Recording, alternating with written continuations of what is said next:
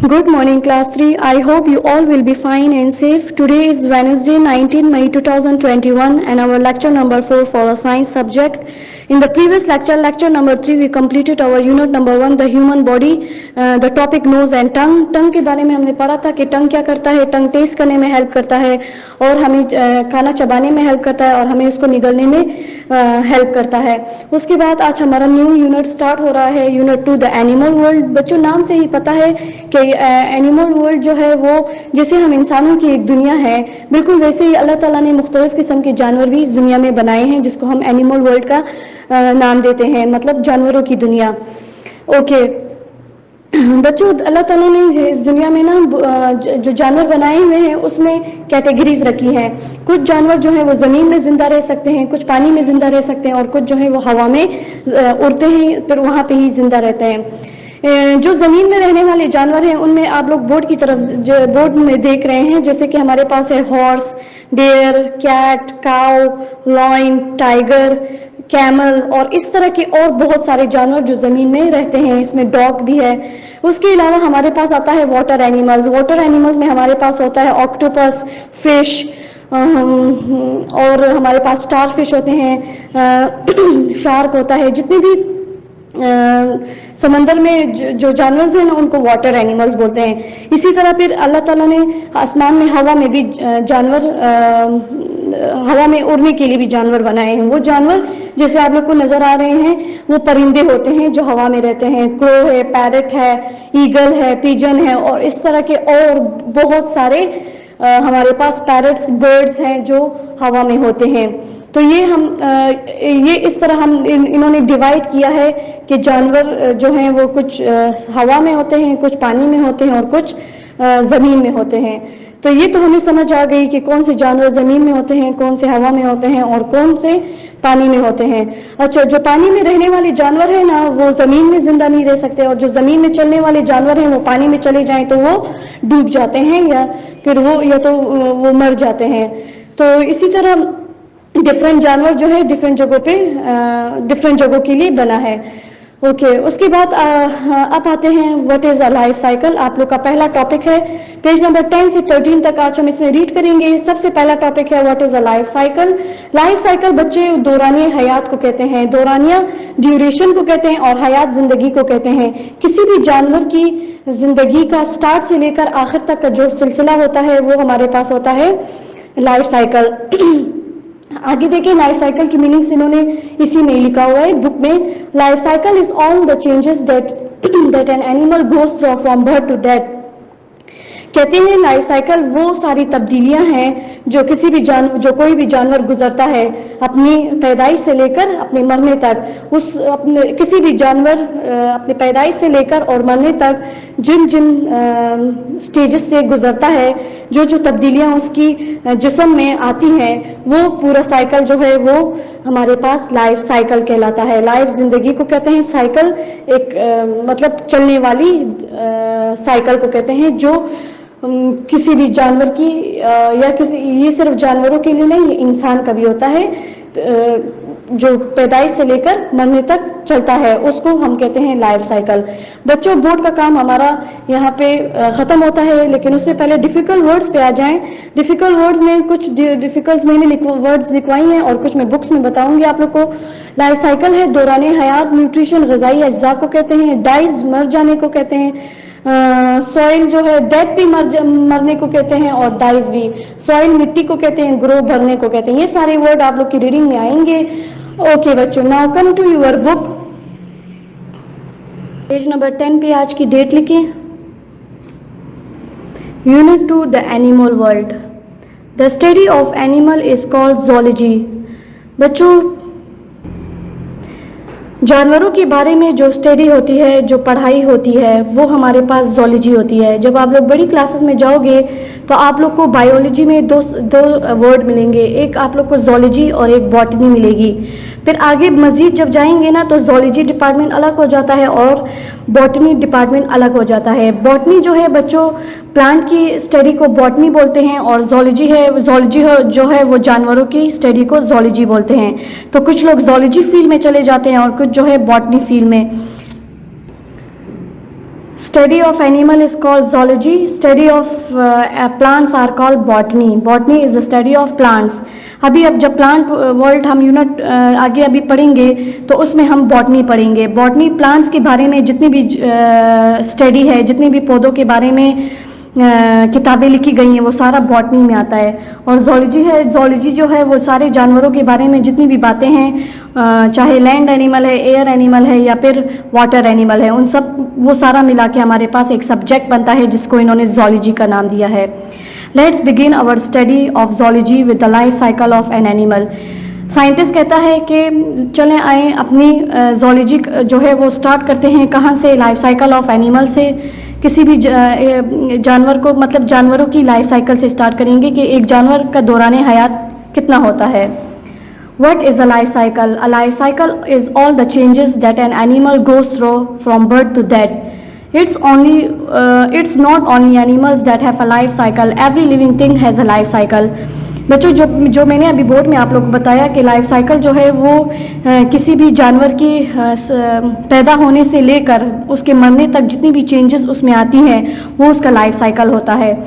और ये भी मैंने आप लोग को बताया कि सिर्फ जानवरों का लाइफ साइकिल नहीं होता, हर लिविंग थिंग में प्लांट्स भी आते हैं और एनिमल्स भी और ह्यूमंस भी आते हैं. हम इंसान भी, हमारा भी लाइफ साइकिल है.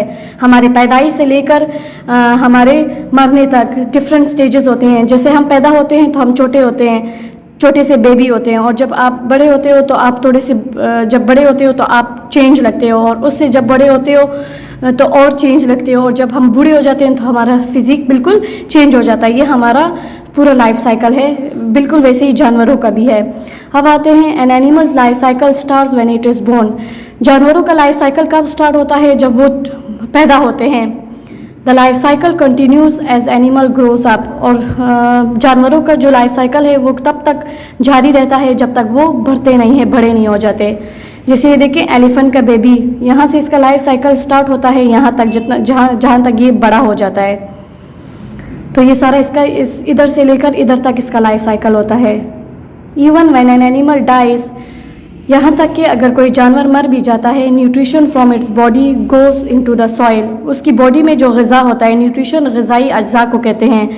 हर जानवर में ग़िज़ा भी होता है ना, वो खाता पीता है, उसमें उसके अंदर दूध होती है, उसके अंदर गोश्त होती है, जो उसके अंदर मिनरल्स होते हैं, उनके अंदर भी जो डिफरेंट प्रोटीन्स, वाइटामिन्स, तो ये सारा क्या होता है इनकी बॉडी से मिट्टी में मिल जाता है. These are used by plants. और फिर ये इनको इसकी बॉडी से जो ग़िज़ा है वो मिट्टी में जब मिलती है, मतलब जानवर जब मर जाता है तो मिट्टी में ही गिराया जाता है ना उसको, तो उसकी बॉडी का जो मिट्टी है वो जो प्लांट क्या करता है, उसको plant help them to grow. तो वो क्या करता है, पौधों को बड़े होने में हेल्प करता है. Other animals feed on these plants. और जब उन ज़मीनों पे जो पौधे उगते हैं उससे दूसरे जानवर खाते हैं. फीड का मतलब है खाना. जब दूसरे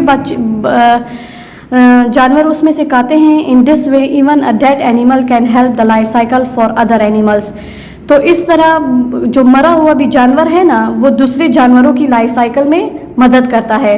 मतलब एक जानवर मर जाता है तो उसकी बॉडी का जो न्यूट्रिशन है वो मिट्टी में मिल जाता है. उस मिट्टी में दोबारा से प्लांट उगाता है और वो प्लांट कोई और एनिमल खाता है जो छोटा होता है, तो वो उसको खा के बड़ा होता है. और इस तरह एक जानवर से दूसरे जानवर तक का लाइफ साइकिल चलता रहता है. मतलब मरा हुआ जानवर भी फ़ायदे देता है दूसरे जानवरों की लाइफ साइकिल को आगे चलाने में. Now come to page number 11. Page number 11 में आप लोग के पास एक्टिविटी है बच्चों, ये आप लोग का होमवर्क है. अच्छा, ये मैंने आप लोग को डायरी में भी बोर्ड में दिया है. Draw 3 picture of yourself. अपनी 3 पिक्चर्स बनाएं. आप लोग यहाँ पे अपनी पिक्चर पेस्ट भी कर सकते हैं. यहाँ पे कौन सी पिक्चर लगानी है? 1 when you were a baby. जब आप बेबी थे तब की पिक्चर लगानी है. 1 showing how you look now. इधर वो पिक्चर लगानी है जैसे अभी आप हो.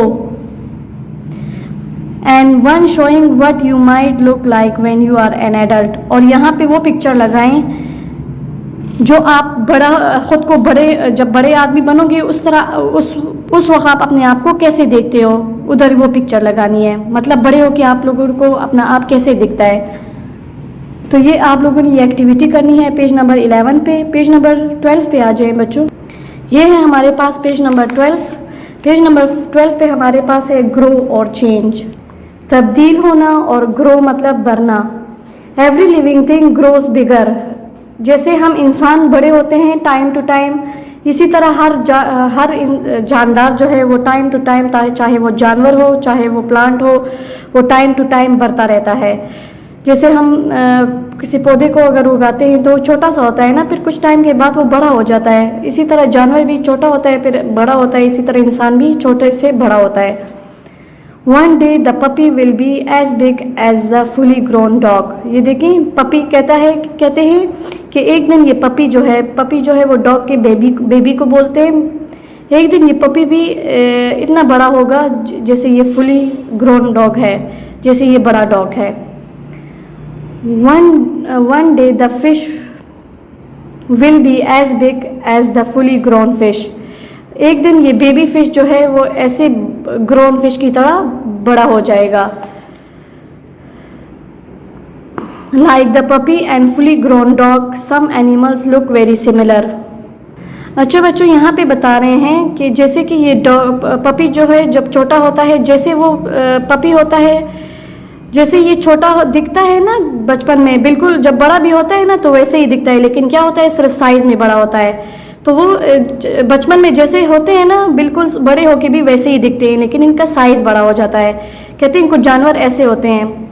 इसी तरह कहते हैं some animals look very similar throughout their lives. इसी तरह कुछ जानवर जो हैं पैदाइश से लेकर मरने तक पूरी ज़िंदगी एक ही तरह दिखते हैं। सिर्फ क्या होता है कि जब छोटे होते हैं तो साइज़ में छोटे होते हैं, और जब बड़े होने लगते हैं तो साइज़ में बड़े हो जाते हैं, लेकिन उनकी जो फिज़िक है वो वैसी ही रहती है, मतलब उनकी जिसामत चेंज नहीं होती। जैसे कि ये हॉर्स जब पैदा होता है ना, जैसे वो पैदा होता है उसकी पूरी बॉडी बनी होती है, तो वो बड़ा होता है लेकिन उसकी जो बॉडी में चेंजेस नहीं आती।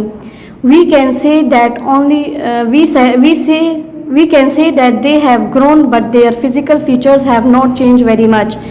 हम कह सकते हैं कि ये बड़े तो होते हैं लेकिन इनकी फिजिकल चेंजेस इनमें नहीं आती। मतलब फिजिकल का मतलब है जिस्मानी, इनमें कोई चेंज नहीं आती। अब इधर देखिए, साइंटिस्ट ने अपनी बचपन की पिक्चर हाथ में पकड़ी हुई और कह रहे हैं कि haven't changed a bit have I। कहते हैं कि मैं थोड़ा सा चेंज हुआ हूँ बचपन से अब तक। तो थोड़ा सा चेंज क्या है कि ये थोड़ा लंबा हो गया, बड़ा हो गया, इधर छोटा था। तो इसी तरह आप लोग भी अपनी पिक्चर्स देख लें बच्चों, आप लोग बचपन में जैसे थे अभी भी आप लोग की शक्ल वैसी ही है, लेकिन क्या है आप लोग बड़े हो गए हो। Now come to page number 13। Some animals look very different at different times of their lives. They have grown and their physical features have also changed a lot। अच्छा बच्चों, कुछ जो जानवर होते हैं वो उनकी जो लुक है वो चेंज होती है। जब वो पैदा होते हैं तो वो बिल्कुल डिफरेंट होते हैं, जब वो तो बीच में दरमियान में आते हैं तो वो कुछ और होते हैं, और वो जब बड़े हो जाते हैं तो उनकी लुक बिल्कुल चेंज हो जाती है। They have grown and their physical features have, और उनकी जो जिस्मानी जो शक्ल है ना वो भी बिल्कुल चेंज हो जाती है। जैसे कि फ्रॉग की लाइफ साइकिल, वो मैं अभी आप लोग को बताती हूँ। अच्छा, इसकी डायग्राम देखें बच्चों, ये फ्रॉग का लाइफ साइकिल है। पहले ये एग होता है, ये देखें ये एग, फिर टैडपोल बनता है, फिर फ्रॉगलेट मेटाफोर बोलते हैं, और फिर ये देखें फ्रॉग ऐसे बनता है। स्टार्ट में ये ऐसे होता है। फिर ये देखें, ये हमारे पास हनी बी का लाइफ साइकिल है। हनी बी का लाइफ साइकिल ऐसे होता है, एग, लार्वा, पुपा और फिर एडल्ट बन जाता है, और ये 16 डेज़ में, एग से 16 डेज़ में ये एक बड़ा सा हनी बी बन जाता है। ओके बच्चों, यहाँ देखें बच्चों पेज नंबर 13 पे वापस एक्टिविटी है आप लोग के पास। योर टर्न, आप लोग की बारी। Draw an animal that looks very different when it grows up from when it was young. कहते हैं ऐसे जानवर की डायग्राम बनाएं जो पैदा होने से लेकर बड़े होने तक डिफरेंट होता है। तो मैंने अभी आप लोग को हनी बी की लाइफ साइकिल दिखाई है ना, तो वो आप लोग इसकी डायग्राम आप लोग अपनी बुक में इधर बनाई। ओके, यहाँ पे हमारा लेक्चर नंबर 4 ख़त्म होता है। लेक्चर नंबर 3 तक अपना बहुत सारा ख्याल रखें बच्चों। अल्लाह हाफिज़।